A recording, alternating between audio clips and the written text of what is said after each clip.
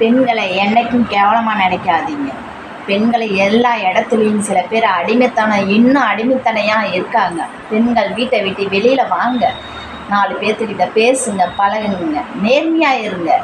ஆனால் தப்பாக இருந்தால் தானே நம்மளை பேசுகிறாங்க. நேர்மையாக இருங்க. பெண்கள் வீட்டின் கண்கள்.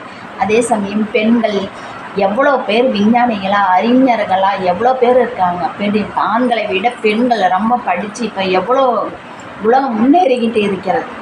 ஏன்னா உலகமே இல்லை, தமிழ்நாட்டையே ஆண்ட பெண்மணி யாருன்னு உங்களுக்கு தெரியும், உலகமே தெரியும் யாருன்னு. இப்படியாமட்ட பெண்மணியாக இருந்துக்கிட்டு கோலத்தனமாக இருக்கக்கூடாது. யாரோ ஒருத்தர் ஏமாற்றிட்டாங்கங்கிறது தப்பான முடிவு எடுக்காதீங்க. தப்பாக யோசனை பண்ணாதீங்க. அவன் யார் ஏமாத்தினாங்களோ அவங்க முன்னாடி கெத்தாக வாழ்ந்து காட்டணும். உங்களை பார்த்து அவன் ஐயோ விட்டுட்டமே அப்படின்னு அவன் நினைக்கணும். அவன் முன்னாடி நீங்கள் நல்ல மாதிரியாக நிற்கணும்.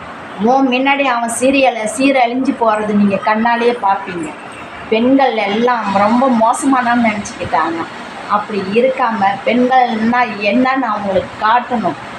பெண்கள் எப்பயுமே கெத்தானவங்கன்னு தெரியணும். ஆண்களை விட பெண்கள் என்ன கேவலமாக போயிட்டாங்க. ஆண்கள் சமமாக இருக்கிறாங்கங்கிறது உலகமே தெரியணும்.